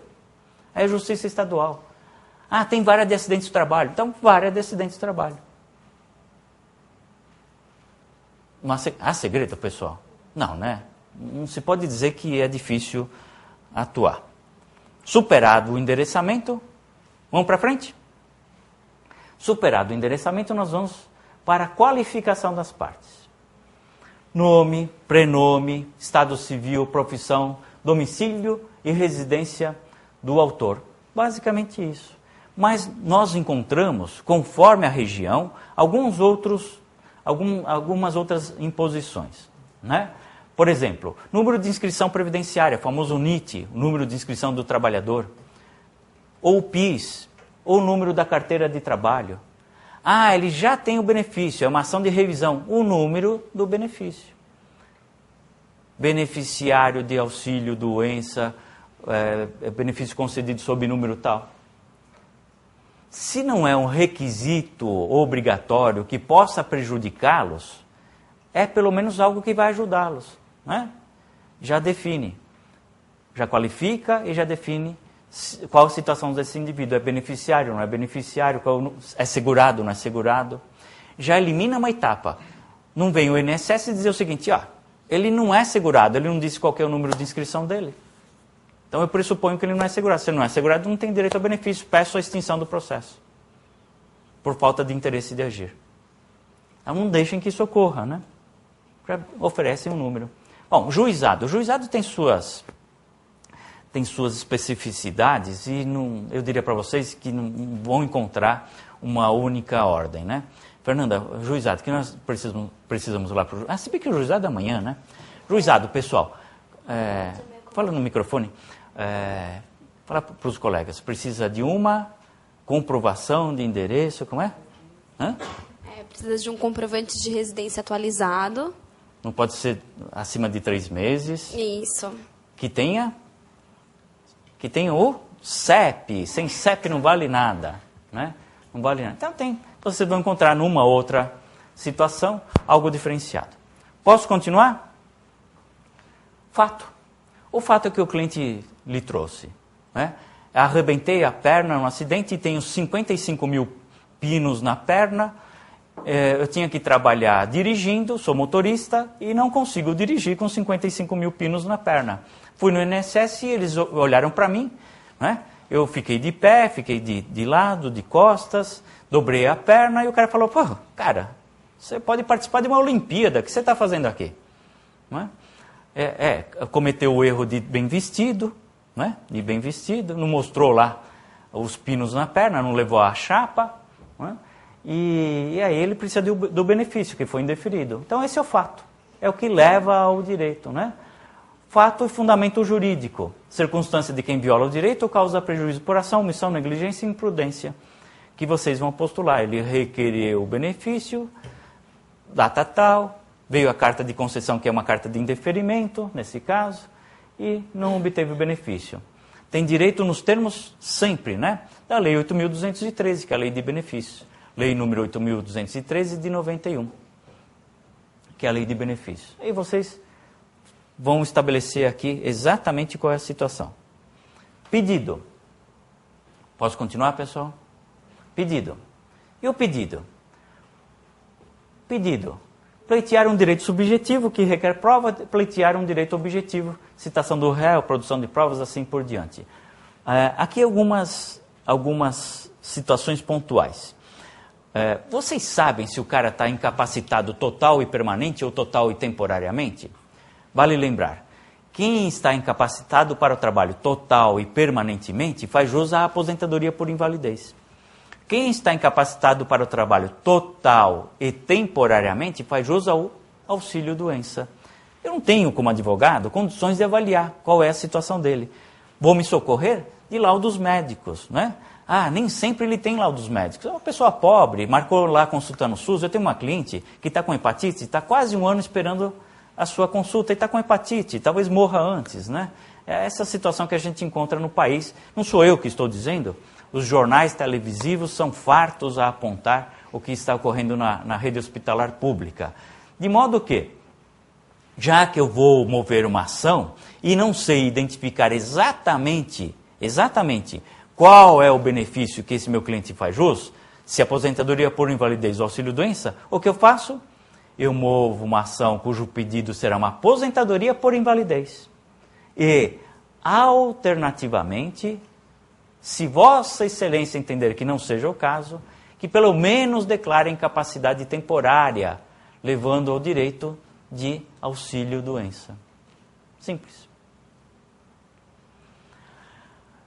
Eu tenho direito à pensão por morte. Cadê a certidão de casamento? Doutor, eu não era casada. A senhora não era casada com o falecido? Não era. Mas me disseram que eu tenho direito à pensão por morte. Eu não sei por quê. Por quê? Morava com ele? Morava. Quanto tempo? 100 anos. Tinha filho? Tinha um filho com ele. Tinha conta corrente conjunta? Tinha. Amava ele? Amava. Tinha sinais... Mais ou menos, né? Não, mais ou menos nada. Agora que ela precisa da pensão, ela amava mais ainda. Né? Vocês sabem dessa história, né? Agora que ela precisa da pensão, amava mais ainda. Eu não vou contar piada sobre isso, deixa pra lá. Um ambiente reservado vale. Aqui são 5, 7 cidades, não dá. E depois vão me chamar de machista, preconceituoso, tá? Imagina só, deixa pra lá. Ai, pessoal, vocês me provocam, né? Depois eu conto para vocês aqui. Bom, casamento é uma relação jurídica, vocês sabem disso. União estável também é uma relação jurídica, né? Vocês sabem disso. 2 sujeitos, como toda relação jurídica, 2 sujeitos. Não é isso? No casamento ou na união estável, tem um sujeito chamado mandante e o outro marido. Tá bom, né? É só para descontrair um pouquinho. Tá certo? Enfim, se constitui uma união estável. Qual vai ser o seu pedido? Que se declare a união estável. E que, por conseguinte, se conceda a pensão por morte. Mas não precisam também se preocupar tanto com isso, viu, pessoal? Eu estou sendo talvez até perfeccionista. Por quê? Porque tem o princípio da fungibilidade, não é? Porque o jurisdicionado não pode ser escravo da técnica processual. Ainda que seu advogado, que tem capacidade postulatória e é um técnico, esteja presente, né? Mas não importa, o jurisdicionado tem que ser atendido, porque o bem maior é que o Estado deve assegurar, tá certo? Mas sempre essa preocupação. Vocês vão dizer, mas é o magistrado federal competente para declarar união estável? Eu não preciso mover uma ação declaratória, seria, na justiça estadual, lá na vara de família, para declarar a união estável e depois requerer a pensão? Se vocês fizerem isso, vocês vão perder anos de prestação previdenciária, anos de pensão. Não tem necessidade. Por quê? Porque o magistrado federal tem competência derivativa. Ele pode declarar a união estável para o fim, e tão somente para esse fim, de conceder a pensão por morte. Pode. Assim como ele pode declarar a existência de vínculo empregatício para o fim de contagem de tempo de serviço e concessão de aposentadoria por tempo de serviço. Assim como ele pode declarar a existência de dependência econômica para o fim de concessão de benefícios previdenciários. Só para esse fim, mas pode, tem competência para isso. Assim, eu diria para vocês, trilhar um caminho paralelo para depois ir em busca do benefício é pura perda de tempo. Mas como a gente fala para 107 cidades, alguém está pensando aí, mas aqui na minha cidade, em 3 meses eu tenho ação trabalhista já, coisa julgada, já direitinho, bonitinho, declarando que ele trabalhou lá. Ótimo, tem? Excelente. Explore isso, vai ajudar bastante, tá bom? A nossa realidade aqui em São Paulo não permite isso, né? Vai esperar lá na Justiça do Trabalho o quê? Uns 5 meses para resolver, né? Trânsito em julgado? Mais ou menos isso, né, pessoal? Aqui em São Paulo, uma ação trabalhista, eu não tenho muita atuação aí, mas uns 5 meses resolve, né? Não? Não? Está marcando a primeira audiência para quase 1 ano? Mas 5 meses resolve tudo isso. Pessoal, 8 anos e 5 meses resolve tudo isso. Não resolve? É isso, sim, estou falando 5 meses. 8, eu não falei os anos, falei só os meses, né? Aqui seria de uma estratégia não adequada, tá bom? Não se esqueçam, sempre o princípio da fungibilidade e, por fim, o encerramento da sua peça processual. Protesto por provas, valor à causa, deferimento da peça, tal. Talvez aqui o mais importante seja o valor atribuído à causa, porque é esse valor que vai definir o rito. Competência eu já sei, preciso definir rito. É esse valor que vai definir o rito, que nós vamos ver em seguida. Posso continuar? De modo que, pessoal, aí tem outras coisas, né? Tutela antecipada, vocês podem requerer, nós vamos falar um pouquinho também sobre isso. O complemento positivo pode requerer que se corrija monetariamente, pode requerer astraentes, porque o INSS nem sempre é ligeiro na concessão do benefício, né? no pagamento do benefício. Ganhou a ação, fica lá meses esperando o INSS implementar o benefício. Então pode pedir astraentes. Dano moral, pode pedir dano moral. Indeferiu porque não estava no CNIS, mas está na carteira. Não houve nenhum indício de fraude. Aliás, não se deu oportunidade para se discutir esse indeferimento. Dano moral e assim por diante, tá bom? Vamos lá. Quanto ao valor atribuído à causa? Vejam só, amanhã vocês vão ter uma aula só sobre isso. No foro onde estiver instalada a vara do juizado especial, a sua competência é absoluta, a Lei 10.259.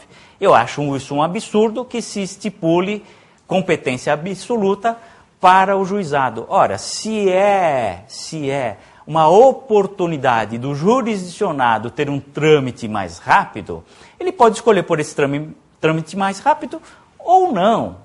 Ele tem o crivo, ele tem o poder de decidir, mas a Lei 10.259 trouxe essa redação e hoje a jurisprudência é pacífica. Conforme o valor da causa, você só vai poder percorrer o juizado. Qual é o valor? Até 60 salários mínimos. Hoje, R$ 32.700. Atribuiu o valor à causa até R$ 32.700, juizado. Acima disso, atravessa a Paulista, né? Costumo brincar que vocês que nos acompanham não sabem do que eu estou falando, mas o pessoal aqui sabe do que eu estou falando. Atravessa a Paulista, vai lá para o outro lado. Valor acima é mais chique lá o outro lado, né? As torres e tal. Então você vai lá para o outro lado. Esse lado, o juizado. Aí você atribui competência, tá bom? E como eu atribuo o valor à causa? Artigo 260 do CPC. Quando se pedirem prestações vencidas e vincendas, tomar-se-á em consideração o valor de umas e outras. O valor das vincendas será igual a uma prestação anual, se a obrigação for por tempo indeterminado ou por tempo superior a 1 ano. Se por tempo inferior, será igual à soma das prestações. Essa é a regra. A Lei 10.259, ela foi confusa. Ela esqueceu das prestações vencidas. Olha só que interessante. E aí criou uma polêmica enorme, mas hoje também é pacífico que a regra é do 260. Tanto para atribuir valor no juizado, como para atribuir valor no rito ordinário. A regra é o 260. Um resumo do 260, para ilustrar melhor. Pessoal, isso aqui é pura transcrição do texto de lei. O resumo. Se o pedido abranger prestações vencidas e vincendas, a soma é que deve ser o valor atribuído. Sendo que, nessa soma, as vincendas terão um limite de 12 prestações. Se postular somente prestações vencidas, a soma das vencidas é o limite. E se postular apenas vincendas, a soma das vincendas é o limite, até 12 prestações. Situações comuns nessa prática forense, Trâmite diferenciado ao idoso. Excelência, nos termos da Lei 10.741, meu cliente é idoso. Idoso, o que é idoso? 60, 65, 70, 102 anos, né? Não entrem nessa polêmica. Ele é idoso, vocês podem se basear pelo LOAS, tem outras leis de caráter assistencial que determinam que idoso é aquele que tem 60 anos de idade, não 65, enfim. E pretende um trâmite diferenciado, mais célere, né? Eu costumo brincar, pode ser de péssima estratégia processual, porque a fila dos idosos em matéria previdenciária é muito mais longa do que a fila dos demais, né? Tomem cuidado com isso. Justiça gratuita, acabou de sair no clipping da ASP, pessoal, que é maravilhoso também. Registro aqui as minhas congratulações para quem elabora o clipping. Uma decisão da Justiça do Trabalho dizendo que o cara ganhava, sei lá, 10 mil reais, que isso não afasta a sua miserabilidade, porque a lei não exige comprovação da renda, ela exige só uma declaração. No caso previdenciário, sempre falo isso, sempre. Meu cliente ganha 3 paus.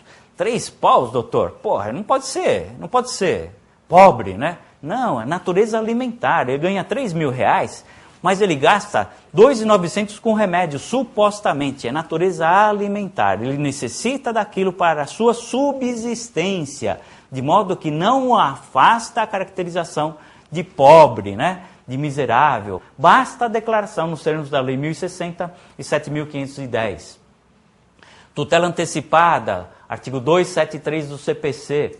Toda vez que houver verossimilhança, né, eu posso requerer uma tutela antecipada. Antecipação do mérito, daquele bem que eu busco. É uma confusão enorme. Uns entendem que ele segue paralelamente a decisão de mérito. Tanto é que a gente encontra julgados determinando julgo procedente e mantenho a tutela. Ora, se julgou procedente, é óbvio que manteve a tutela, não precisaria. Mas a ideia é o seguinte, mantém a tutela para os fins de execução, implemento já imediato do benefício, né? Porque, principalmente no juizado, vocês vão ver amanhã, não se fala em execução provisória, não é isso? Então, se tem esse costume de diferenciar a decisão de mérito da tutela antecipada, mas no fundo é a mesma coisa, né? Renúncia ao crédito superior a 60 salários mínimos. Vou percorrer o juizado, deu 32.700 é o limite, deu 32.701. Eu renuncio a vou para o juizado, posso já renunciar na própria petição inicial, sem nenhum receio. Posso renunciar na inicial e depois no final também, né? Juntada de documentos, artigo 399 do CPC. Processo administrativo, excelência, oficio INSS. Processo administrativo está de posse do INSS. Não sou obrigado a ir lá pleitear o desentranhamento, a localização desse processo, que muitas vezes é dificultosa, para depois mover ação. Estou perdendo tempo. Cada dia que passa é um dia menos do bem que eu estou postulando. Então, movo ação e peço para o juiz oficial INSS para que traga o processo administrativo, nos termos do artigo 399 do CPC. Vocês podem até colocar sob as penas do 359, né? Presumir verdadeiros os fatos alegados se o INSS não fizer essa comprovação. É bem verdade que eu sei, que não tenho estatística, mas vou dizer, grande parte dos magistrados, eles dão prazo, quando você pede para fazer isso, eles dão prazo. Não, prazo de 48 horas para fazer a juntada do processo administrativo, o que é lamentável. Bom, e sempre lembrando da possibilidade de emenda inicial, artigo 284 do CPC, sempre lembrando a esse respeito, tá bom? Tutela antecipada, a gente já falou um pouquinho, né? Eu só queria frisar para vocês o seguinte, pessoal, eu já ouvi mais de uma vez os magistrados falando, estão abusando da tutela antecipada. Copia e cola, ação de aposentadoria especial, o cara pede tutela antecipada na concessão do salário maternidade. Esse cara copiou, colou, né? Estão abusando disso. Então, uma mensagem, sejam diligentes, né? Não peçam por pedir. Embora eu tenha certeza que vocês têm esse cuidado, mas procurem demonstrar que efetivamente não é um texto pré-elaborado. Eu acho que seria interessante. O outro lado dessa questão, que quando se pede um benefício previdenciário, todas as pessoas são carentes, são necessitadas. Qual é o seu nome? Doutora Marise. Marise. Marise. A doutora Marise, eu já encontrei em outros eventos. Já, né? Eu sou assídua. Ah, que bom, que bom. A doutora Marise, ela está lembrando o seguinte. Doutora Marise, o que a senhora está lembrando mesmo? Que toda pessoa que pede um benefício previdenciário... Você está numa situação de necessidade, quer dizer, há necessidade de renovar essa tutela antecipada em relação... Todos estão numa situação de necessidade, todos se encontram lá postulando algo que é o bem à vida, né? Há necessidade? Eu penso que não, mas só estou colocando para vocês, já que é um curso de prática, e eu tenho oportunidade de ter muito contato com juízes, professores, etc., estou colocando que eu vejo assim, sinto às vezes, amanhã vocês vão questionar um juiz aqui, o professor Elmar, que é uma pessoa maravilhosa, né? De peito aberto, o que ele tiver que falar, ele vai falar, sem nenhum receio. Vocês vão questionem ele. Então, nem vou falar nada. O assunto encerra aqui. Questionem o professor Elmar amanhã a respeito dessa banalização da tutela. O que ele aconselha a vocês. Tá certo? Vamos lá. Bom, aí tem ação de concessão, né? De aposentadoria, por exemplo, causa de pedir, comprovação do tempo de serviço, contribuição, a comprovação da atividade especial ou não, e o pedido, concessão de benefício, pagamentos retroativos e assim por diante.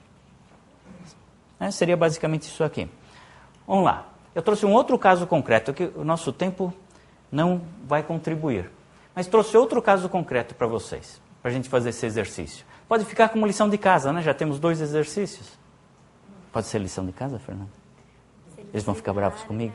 Acho que não. Acho que não? Então tá bom, então fica como lição de casa, olha lá. Também na mesma coluna do Estado de São Paulo, vocês veem que o negócio é repetido, né? E esse é recente, 5 de abril de 2011. Quando eu vi isso aqui, eu falei, vou levar lá para a ASP. O Estado de São Paulo, 5 de abril de 2011, página C2. Contradições do INSS é o título. Em 24 de janeiro de 2006, entrei com pedido de aposentadoria para o meu tio. E, em 5 anos, apresentei todos os documentos, relatórios, testemunhas necessárias. Mas o pedido foi indeferido por falta de tempo de contribuição. No relatório do INSS consta que ele trabalhou 31 anos, 9 meses e 11 dias. Poderia se aposentar proporcionalmente, olha só que interessante. Baseado nisso, e como meu tio continuou trabalhando por mais 5 anos, entrei com outro pedido. Supostamente ele teria 36 anos, né? Entrei com outro pedido. O que aconteceu? Mas foi indeferido de novo, pelo mesmo motivo, pois apuraram dessa segunda vez apenas 29 anos, 11 meses e 23 dias. Olha só que coisa impressionante, né? Eu vou partir do princípio que isso é verdadeiro, não posso pensar outra coisa, né? Entrei em contato com a ouvidoria, que só me instruiu a entrar com outro recurso, mas não explica a incoerência dos relatórios do INSS. É isso aí. Essa é a reclamação dele. O que fazer? Não, eu não quis ler isso aí, deixa a parte. O que fazer? Pessoal, doutores, o que nós vamos fazer? Esse é o caso concreto. E aí? Vão para o juizado ou vão para a vara comum? Melhor dizendo, vamos para o rito sumaríssimo ou rito ordinário? Qual? Qual, pessoal? É fácil a resposta. É só dizer, eu não sei. É claro que vocês não sabem. Precisa saber qual é o valor da aposentadoria dele. A dúvida não é melhor entrar para o ordinário? Havia um tempo, né, Marise? Você sabe bem disso, a tua advogada previdencialista, como eu gosto de dizer, né? Que a gente atribuía um valor à causa e percorria um outro sem muita coerência com os fatos, né? Hoje os juízes estão mais rigorosos. Eu tenho notado isso. Não sei se você tem essa mesma sensação. Hoje eles têm questionado o valor. O próprio INSS às vezes faz a impugnação. Então é melhor ter alguma precaução. Já foi aquele tempo que isso não era uma parte do nosso estresse, né? Pessoal, precisa saber o valor da aposentadoria. Como eu sei o valor da aposentadoria? Conhecendo cálculos. Né? Sabendo calcular o benefício. Como eu vou saber calcular o benefício? Fazendo o curso aqui de cálculos de liquidação de sentença previdenciária, que já teve esse ano. Quem sabe a gente renova no segundo semestre. Mas é só uma brincadeira. Precisa também, né, divulgar as coisas.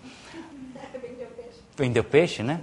Mas vocês fazem simulação no site da Previdência Social. Vocês vão pegar os salários de contribuição, nesse caso aqui, de julho de 94 até o mês anterior ao requerimento do benefício. Da onde eu extraio os salários de contribuição? Dos olerites. Tem lá, geralmente, na parte de baixo à esquerda, salário de contribuição, INSS, ou base INSS. Aquele é o valor. Colocam lá no site, mês a mês, vai demorar um pouquinho, né? Porque São mais de 100 meses, né? Vai colocar mês a mês e o próprio site vai lhe dar o valor do benefício. Nenhum segredo, tá bom? Basicamente isso aí. Bom, definir valor, juizado ou vara comum. De resto, é fazer a montagem da peça como nós estudamos anteriormente. Tá bom? Eu já até prometi para vocês, e a minha aula se encerra no dia de hoje, amanhã vem o professor Omar, depois de amanhã o professor Luiz, né? São temas pontuais, então não vou ter oportunidade. Então eu queria, pessoal, mostrar para vocês como se faz a leitura, de uma carta de concessão. A todo o Brasil, espero que vocês tenham possibilidade de estar acompanhando isso daqui, né? Tive o cuidado de não divulgar de quem é, né? Evidentemente. Não há nenhum mal nisso, porque, de certa forma, como advogado, eu tenho essa possibilidade, mas evitando. Essa é uma carta de concessão em memória de cálculo. Daqui vocês vão extrair o que pode ser postulado ao seu cliente, né? O que pode ser postulado ao seu cliente. Então, vamos lá. Com renda mensal de 1.138, calculada conforme abaixo. Aí vocês, abaixo da carta de concessão, vocês têm a memória de cálculo. A partir de quando? 23/12/2008. Olha aqui, pessoal. Essa aposentadoria foi deferida em 23/12/2008. A data já revela alguma coisa. Sempre. Se fosse entre março de 94 a fevereiro de 97, tese do IRSM. Se fosse antes de 5 de outubro de 88, tese do ARTN. E assim por diante. A carta já vai revelar. Ela já esclarece. Memória de cálculo. É esse treco aqui, ó. Vocês vão ver lá, mês a mês. É meio difícil acompanhar, mas eu tenho um slide melhor, só para mostrar para vocês. Vocês vão ver, mês a mês, de julho de 94 até o mês anterior ao requerimento. Essa é a memória de cálculo. Mês a mês, os salários de contribuição. O que são salários de contribuição? Aqueles que foram usados como base da contribuição previdenciária. Os salários de contribuição, o índice de correção. Que índice de correção é esse? Hoje o INPC.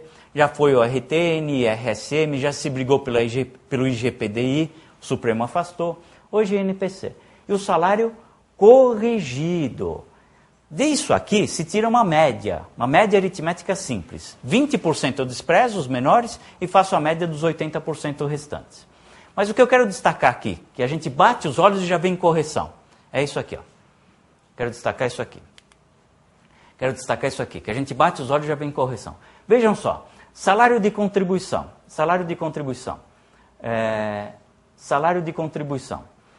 Vinha em valores crescentes, né? Confie em mim, vocês talvez nesse aqui também não esteja muito bom para acompanhar. Mas confie em mim, 2.800, 3.100, 2.800, de repente 350. Aí 350. Aí 350. Por que 350? Será que o cara perdeu o emprego, arrumou outro com um valor menor? É uma possibilidade. Então vamos questionar o cliente se isso de fato está ocorrendo. É uma possibilidade. Mas pode ser o seguinte, não tem no CNIS registrado o salário de contribuição dele nesse mês. Aí por que não teria? Porque simplesmente a empresa pode ter esquecido de preencher. É também uma possibilidade. Pessoal, tem que acreditar em tudo. Eu costumo dizer que depois de 20 e tantos anos de advocacia previdenciária, nada mais me deixa de cabelo em pé. Não era bem isso que eu ia falar. Era outro exemplo. Bom, enfim, pessoal, vocês entenderam o que eu quis dizer. Bateu os olhos aqui, já vê uma provável incorreção. Nesse caso, propriamente, o que aconteceu? E é muito comum, já vou antecipar para vocês, é comum. Não tem no CNIS, eles põem o valor do salário mínimo. Prejudica? Claro que prejudica, a média cai. Seria pior se não colocasse nada. A média cairia mais ainda. Quanto menor o valor, né? Menor a média. De todo modo, e aqui a conclusão, olha. Média dos 80 maiores salários de contribuição, dividido pelo número de meses que compuseram essa média. É uma média aritmética simples. Valor, 2,33. Aplicou o fator previdenciário. Olha o fator previdenciário dessa pessoa. 0,56. Perdeu aqui, pessoal, 44% da média. No fator previdenciário. E aí, temas pontuais. O fator previdenciário é constitucional? Segundo um juiz da primeira vara previdenciária aqui de São Paulo, o fator previdenciário é inconstitucional. Pronto, matéria de direito. Vai montar sua peça de acordo com isso. Nenhum segredo. Os livros, temos bons livros, excelentes livros que indicam quais são as teses clássicas, quais são as possibilidades de revisão do valor do benefício. Porque quando é ação de concessão, você parte da premissa que foi indeferido. Então, o objeto é atacar o indeferimento. Embora muitas vezes eles não digam por que indeferiram. Mas isso vai se elucidar na própria condução da ação. Né? Okay, de 2033 passou para 1138. 1138 acabou sendo o valor do benefício desse segurado aqui, desse beneficiário. Enfim, pessoal, bateu os olhos, sabe? Vamos imaginar. Salário de benefício, hoje, o teto de benefícios é 3.689,66, se eu não estou enganado. Mas vamos dizer, 3.700. Vem aqui, salário de benefício, 4.000. E em seguida, o valor do benefício, 3.700. O que aconteceu? O valor do benefício foi limitado ao teto. Tese do teto. Nenhum segredo. Esse indivíduo tem direito à revisão pela tese do teto que o Supremo acabou de admitir. Não é? Tese essa que o professor Hermes, numa aula brilhante aqui na ASP, explicou para todos nós. Tese do teto. Na carta de concessão vocês identificam. Não há nenhum segredo. Nenhum. Tá bom? E aí é montar a peça. Que era o exercício que a gente ia fazer por último. Querem fazer rapidamente? Vamos fazer rapidamente? Montar a peça? Qual que vocês preferem? Desse aqui do primeiro? O primeiro, né? Que eu fiz. Demorei um tempão para fazer esses slides, então vamos usar esse slide. O outro só foi escanear, quem fez foi a Fernanda, não fui eu.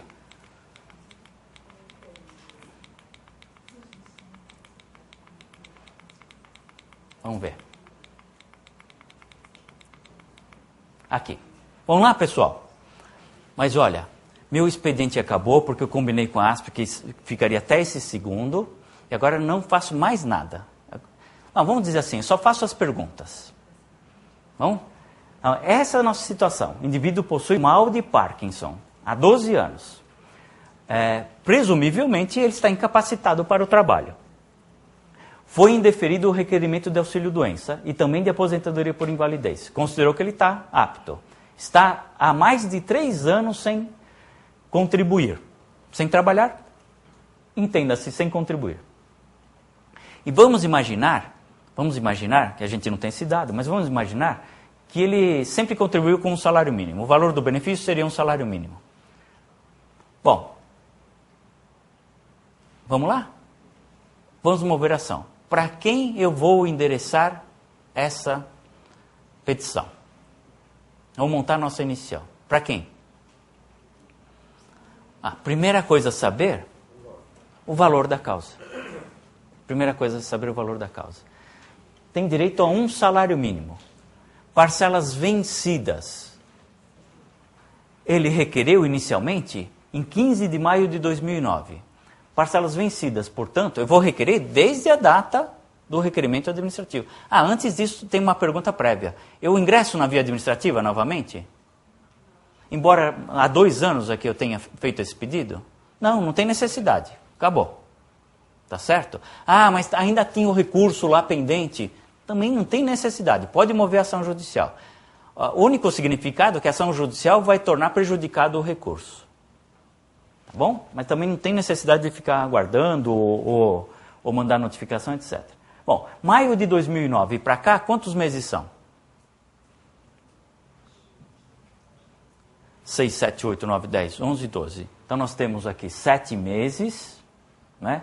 7 meses no ano de 2009, mais 12 meses no ano de 2010, mais 3, né? Vamos colocar 3.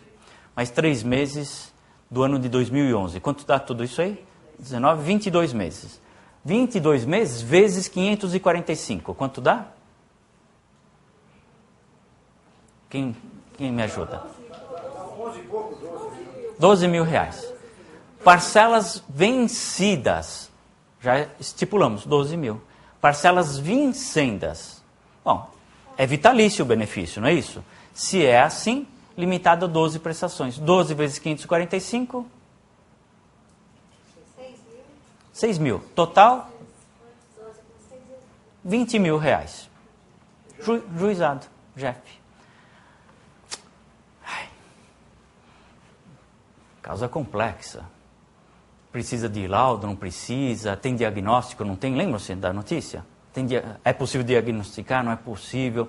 Somente um especialista dos mais renomados pode identificar o mal.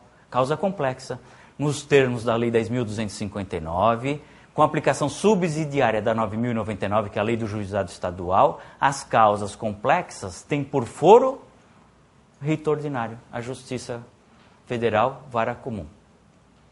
É uma possibilidade, eu não quero ir para o juizado.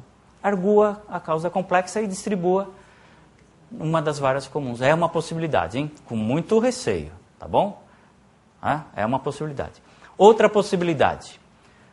Não tem o abono anual aqui, o 13º salário do aposentado? Tem. Insira no cálculo. Quem sabe, com o abono anual, dê mais de 60 salários mínimos. Vou para o rito ordinário, se eu desejar, como melhor estratégia, o rito ordinário. Outra possibilidade. O cara foi 2 vezes lá. Tem dificuldade para andar. Teve todo um aparato para chegar até a agência. Quanto mais coisas não aconteceram. Dano moral. Ou não? Ou estou errado? Dano moral. Ultrapassou 60 salários mínimos. Rito ordinário. Não quero o rito ordinário, quero ir no juizado. Então, faça o seu pedido de acordo com o valor que vai indicar o juizado como sendo competente. Alguma dúvida? Algum segredo? Nenhum segredo. Endereçamento já foi. Não é isso? Partes. O nome dele, sua qualificação. E, pessoal, pelo amor de Deus, contra quem? Contra o Instituto Nacional não é da, não é de, não é de, não é do. É do seguro. Não é seguridade, não é previdência, não é segurança, é seguro. Do Seguro Social. Não errem o nome do Instituto. Ouvindo alguns juízes, eles falam, colocou Instituto de Previdência Social, colocou INPS, já sei que não é do ramo. Pegou a peça na internet, e esse aí vai para debaixo da pilha. Não errem o nome do Instituto. Se errarem, não digam que foram meus alunos. Tá bom? Qualificação das partes. Superado. Fato, mal de Parkinson. Tem laudo, ela falou, de certa altura, ela menciona que tem um laudo de um especialista. Juntem um laudo do especialista. Requeiram, porque a prova é técnica, né? Requeiram prova pericial por meio de um médico especializado no assunto. Que não vá a um oftalmo ver se esse cara tem um mal ou se não tem, se está capacitado ou não. Como de fato tem ocorrido, né? Agora está modificando, mas principalmente na via administrativa isso é lugar comum, né? Então, juntem esse laudo, exijam um perito, um expert, porque o CPC determina que o perito é aquele com conhecimento técnico suficiente, a elaboração ou a definição. Né? Então, exijam que seja. Tá bom? Tutela antecipada. Não cabe tutela antecipada? Tutela antecipada. O cara está morrendo, não pode comer. Precisa ter alguém do lado dele. Pode engasgar com a saliva. Né? Tutela antecipada também. Né? Causa de pedir e no pedido. E por fim, antes, é uma ação do quê? Ação de revisão de benefício? Não, uma ação de concessão. Não precisa dar outro nome. Ação em que se pretende, ação de que se postula benefício previdenciário conhecido por aposentadoria, por invalidez, mas pode ser também por auxílio-doença, e se colar auxílio-acidente. Não é isso. Ação de concessão de aposentadoria por invalidez. Ponto. Lá depois vocês fazem um pedido alternativo, auxílio-doença. Quer fazer já no início? Faça, não tem problema. Ação de concessão de aposentadoria por invalidez com pedido alternativo de auxílio-doença. Ponto. Curto e grosso. Letras garrafais para identificar vai ajudar lá à secretaria, né? E vai ajudar vocês também no seu arquivo próprio, na identificação do processo. E, por fim, o pedido, prestações vencidas e vincendas, tutela antecipada, e aquilo que eu já disse para vocês, né? Os acessórios, complemento positivo, declaração de pobreza e assim por diante. Pois não. Junto com a integral Do processo administrativo? Se for importante, junte cópia integral do processo administrativo. Se não for importante, junte as partes que lhe interessam. Ao menos o laudo pericial, para você atacá-lo já de início, né? O laudo produzido lá no INSS, o laudo médico, né? Se ele tem insuficiência de elementos técnicos, é importante, você já apresenta para o juiz, olha,